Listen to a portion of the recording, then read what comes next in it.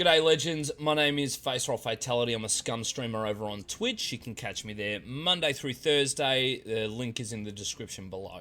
Today we're going to discuss base building for solo players, small squads, but the information in here is relevant to large squads as well. Let's get straight into it. Things have changed since Gamepires introduced brick walls, concrete walls, and hit C4 with a pretty significant nerf. We have to change the way we think about base building and base raiding and base defense. Lockpicking is now meta. If you've got a good lockpicker on your team and you can support them by providing them cover while they're doing their work, you're going to go far. But the way we can defend against that is by slowing raids right down. Slowing them right down. Giving us a chance to get geared up, get out there, and defend our hard-earned cheeseburger MREs, or whatever you've just looted, okay? Now let's clear up some information and some confusion straight away. All bases are raidable. However, we can defend them to the best of our ability. And I think the information in here is really going to help a lot of new players, but a lot of advanced tips are coming in here as well for some of the old dogs. So let's go check out some bases and some base ideas and good ways to defend them. But first of all, before we get into the juicy stuff, we're going to check out some basics just for the new guys. Let's start off with flags. Okay, number one, flags. If you plan on building walls of any type, doors or gates or a well or a cabin, whatever, if you don't have a flag up, it does not belong to you. And if it doesn't belong to you, and it's not in a flagged zone, you can walk up, hold F on the wall, and click destroy. Now this is really bad, okay? This means that anyone at any point can just walk straight into your base. That includes locked doors as well. Now, if you do have a flag up, and we'll build one really quickly here. I have God mode on, so you will actually need to scavenge these items to fill the flag. But if you have a flag up, you can press F on it to see the radius of the flag, and I'll show you over here. This blue line that travels all the way around the flag is your, that's your zone that you can build in, okay? Once it's inside this zone, it belongs to you, and people can't just destroy it easily. They actually have to damage it with either shotgun ammo or wail on it with C4 or a sledgehammer, something like that. But it takes a long time to get through. It's super important that you don't build your wall right on the edge of your flag zone, because other players can just build, for example, this watchtower. They can climb up it and just jump over your wall. And they're in your base. They still have to get out, but they're in your base, which is never good. So with locks and things like that, if it's on a regular building, a prefabricated building that's in the game already, like that door over there, you can walk close to the door, press tab, and drag a lock that you've built and place it on the door, and it will lock. You don't need a flag for that. But anything that you build needs a flag. Let's talk about mines and traps. Any mines or traps that you place inside your base, inside your perimeter, and arm it, will not damage you or your squad mates. It won't damage you because it belongs to you. If you're outside of your zone, and this is frowned upon on many servers, but you place a mine on a road and you arm it and run away, that mine does not actually belong to you. So if you walk near it, you'll die. It doesn't belong to you. And that's pretty much the basics of flags. Number two, raiding. Players have 3 ways to enter your base. They can destroy your walls and doors by by shooting them down with a shotgun or any other weapon that they've got a boatload of ammo with. They'll typically target small walls because it's got the least amount of health. I've already wailed on this one for a little bit, but this is what it looks like with a shotgun. A few moments later.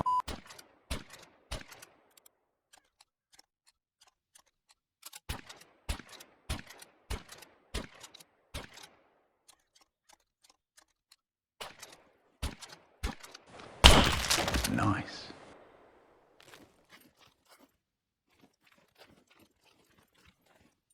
Now, the other way they can enter is by using explosives. And explosives work differently on different types of walls. Typically, they'll choose a wall that's got the lowest amount of health. For example, the wire wall only has 825. The metal wall has 1325. And the brick wall has 1950, and so on. So the higher the tier the wall, the more damage it can take. But C4, which people can get from doing kill boxes or farming puppets, things like that, will take down walls pretty easily. Bomb has been planted.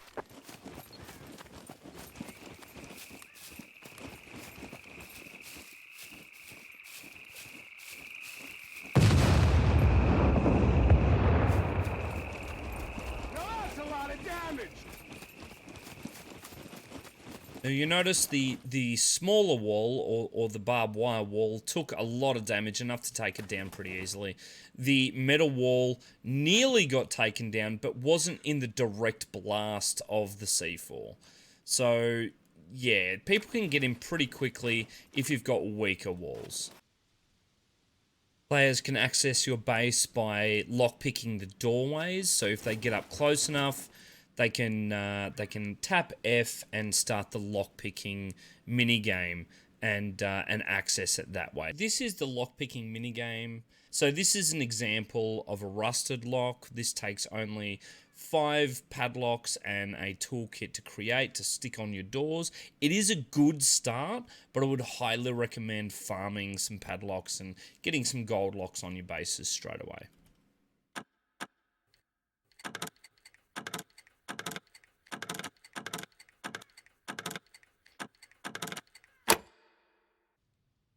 Okay, so as far as lockpicking defense goes, you do have the 3 different types of locks shown here. You've got the rusted lock, you've got an iron lock, and you've got a gold lock. The gold locks are obviously the hardest ones to get through, but you can also stick on protection, lock protection on your doors.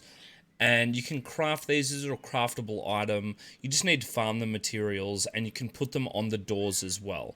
Now, if you do try to lockpick them, every time you're unsuccessful, you get a small shock.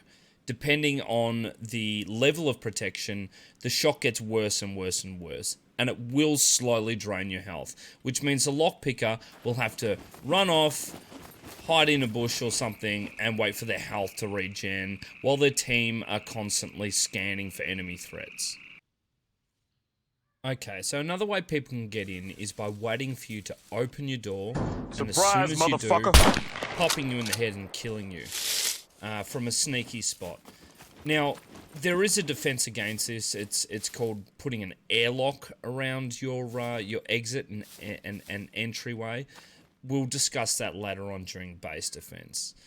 Another way people can get in is they pull a tractor up beside of your base. If it's on a hill, they can climb on top of the tractor and jump over your fence. They can jump rooftop to rooftop to rooftop and jump in. There's quite a few ways. If you're silly enough to leave a watchtower outside your base, they can just climb up the outside of your base and jump in. Now look, they're probably going to hurt themselves doing this, but they're in your base, and all they have to do is get out, which can sometimes be more difficult than getting in, but we'll discuss that later. Okay, number 3. You can defend your base in a few ways. Hide your base in a sneaky, inconspicuous place, but expect that some dumbass is going to stumble across it, right? Build smart. Larger walls have more hit points and take more effort to destroy. Avoid half-meter walls as much as you possibly can. Or, if you can't, upgrade them first, okay? Gold locks on doors, lock defense or zappers, whatever you want to call them, on every single door. Put mines and traps everywhere. Wire and other annoying things that, just stuff that's just going to annoy people, right? Last but not least, be ready for war. Have a buried chest somewhere filled with a day kit and some ammo and some food and water that you can, if you die and you can't respawn back at your base, you can go there, pick up that loot, and then come back to it. So let's check out our first base. This is our cave base. They're all over the map, these caves, and you can find them, and they're big enough to build in, most of them anyway. So, first things first, you want to stop people in their tracks, right? You want to build a main way in, main way out. But on top of that, you want traps. And a cool idea is to build a foundation square and place the traps underneath the foundation. Because they're going to have to shoot their way or break their way through the foundation before they get to the traps to disarm them. So this is a hard wall. This is a hard barrier. Alright, so picture all of these doors have locks on them. You got your little airlock. And then you're into the base. Now these bases are good for solo or duos or really small squads, because there's usually enough space in these caves to put your flag down, get a bonfire going, maybe craft a few bits and pieces, put a well in so that you've got water and all that sort of good stuff, and plenty of place to store your hard-earned loot. This is the cave base.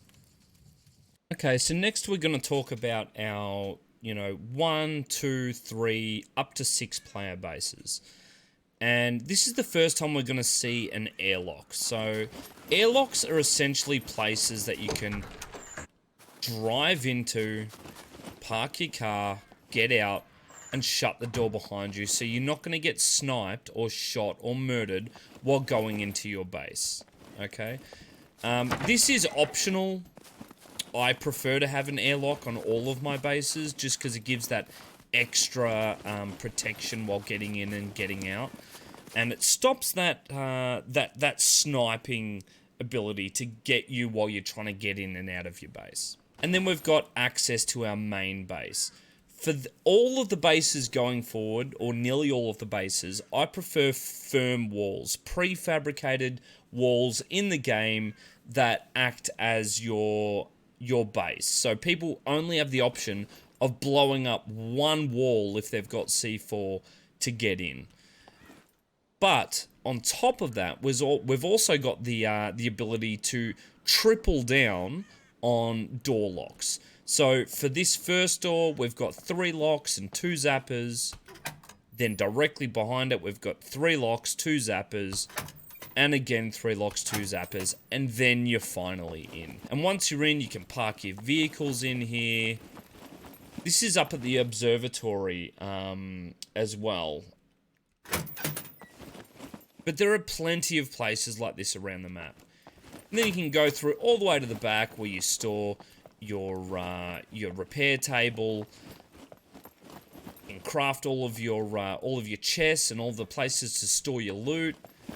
But this is essentially it.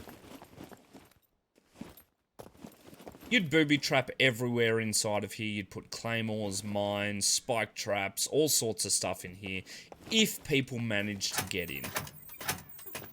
3 doors, 2 walls, that's it. It's that simple. Okay, so the next base we're going to look at is located down here at North Quarry. It's another firm base, and by firm base I mean it's surrounded by hard walls, And this base only requires one 5-meter wall upgraded all the way and a stack of 3 doors. And that's it. You can work your way in, 3 doors. But all that's missing from this base, all that's missing is an airlock. Now, for example, for an airlock for this sort of area, it wouldn't take you too long. If I was to craft it right now in front of yous, it would literally be this. 10-meter wall facing outwards. Another 10-meter wall facing outwards. And this would not take long to do. There's plenty of trees and that sort of thing around here. A gate, stick that on there. And another wall here. Or here. Depends. Depends on what you want to do, how you want to do it.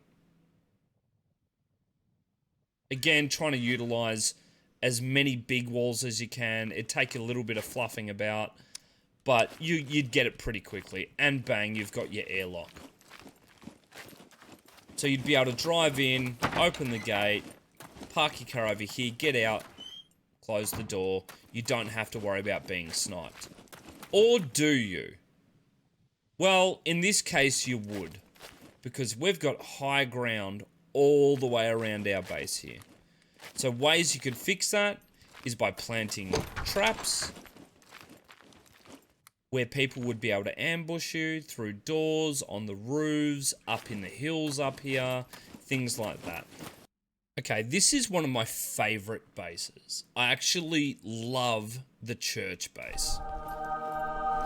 Church bases, the churches are everywhere, but church bases are severely underestimated. From the outside, there's only one way in, and it doesn't take a whole lot of walls to get it going. Look, 1, 2, 3, 4 walls, and a door. Upgrade them all the way, which won't take a lot of time. You've got a well on the outside, you've got drink, and then just stack a load of doors in front of the pre-existing door. Now, there's no other way in and out of this base. Got some doors, you have the prefab door, which you can also lock, but you can only put one zapper on. But you've still got a lot of ways to defend yourself from outside threats in here. Plenty of storage space. Heaps of storage space. Now, with the flags in the churches, a lot of people ask me how I do it. Literally, all you do is bring up your flag and you just move it back and forward through the whole area until you see a spot that it turns blue. For me, it was right there. Right in that spot. I've had them up here. I've had them on the floor here. I've had them in this staircase here. They are placeable in pretty much every single church on the map. And that'll get you started with your build. Now, one major thing you do need to do with a church build is you do need to barricade the windows. So I'll show you how to do that now. All you need to do is to go into your crafting, scroll down until you see blueprints, no skill, barricade. Now, if you've got basic, if you've got advanced, medium, whatever, you can place a barricade over your windows. All this essentially does is make you a smaller target and give you a little bit of cover and concealment. It also stops people from being able to throw grenades through the windows because the box just won't allow them to get through with a grenade. So you are safe in here. The cool thing about a church is if you move upstairs, hopefully there's no puppets up here. They do still spawn in flagged areas. You move yourself upstairs and you have a great sniping area that you can just nail players as they're trying to drive through your zone, or if they're trying to surround your base to do a bit of lockpicking, bit of sneaky stuff, you can nail them from up here. You've also got access and view to your gate. It's not great, but you do have it. So if you do see someone coming through, you can shoot them through this area as well. Here. The other thing I would recommend is going way out into the bush somewhere, burying a chest, and filling it with some guns and ammo and things that can help you survive a long-term raid if you happen to run out of fame points and you can't spawn back inside the church. This is the church build. Okay, so this is the workshop / tool shed build. These can be found all over the map, everywhere. These are all over the joint. This is one of my favorite builds, to be honest. It's great for a 3 to 6 man squad. And there's a little bit more work to it, but if you've got a decent squad together, you can put this together pretty quickly. This metal area is not compulsory. This is literally just an airlock. Some people love airlocks, some people don't, but I prefer to have an airlock on every single base. Let's go around the outside and have a quick look. So we've concreted our small walls. The bottom line is a lot of these walls are unnecessary because you can't C4 your way through an existing wall. But I prefer to put these concrete walls all the way around. Once you get inside, this is the important part. You've got enough room here for an airlock and to park several cars, motorcycles, quads, anything you want to in here. And then we stack our doors again. Now, on these doors, you can't actually lock them. On the barn doors, you can't lock them. Once you're inside, you've got access to a lathe, you've got access to a drill press, and you've got access to a secondary drill press. Now, using drill presses will give you a sustainable way of crafting ammunition if you choose to go down the crafted ammo path. Yes, crafted ammo does deal a little bit less damage than normal ammo, but if you're playing on a hardcore server, it's much easier to get lead plates and toolkits and things like that, and scrap metal and crafting ammunition rather than just doing bunkers over and over and over again. So that's a huge highlight of taking over one of these tool sheds. You've got heaps of room for beds. You've got heaps of room for crafting containers and things like that you can store loot in. So if we were to craft these, remember, I've got God mode on, but remember, you're going to have to collect all of this stuff. You've got heaps of storage space. So it really comes down to how much work you're willing to put in and how protected you actually want the base. So again, you've got your airlock. The only things you would have to watch out for in areas like this is people camping up in buildings. But your flag, which is in there, your flag covers this entire area. So they can't build here. And if you want to, you can lock these doors as well and build barricades on these windows. It all depends on how much work you want to put into your base. But if it's a long-term base, I highly, highly recommend hitting up one of these bad boys as your location of choice. Righto, legends, this was a guide of base building and defense and raiding, all sort of bundled in together at once. But I hope you guys enjoyed it. If it did help you out in any way, please give us a thumbs up and consider subscribing. We've got a heap of content for SCUM coming through in the future. And if you'd like to catch up with us live, check out the Twitch link in the description below. But for now, go get murdering, guys, and I'll see you on the battlefield.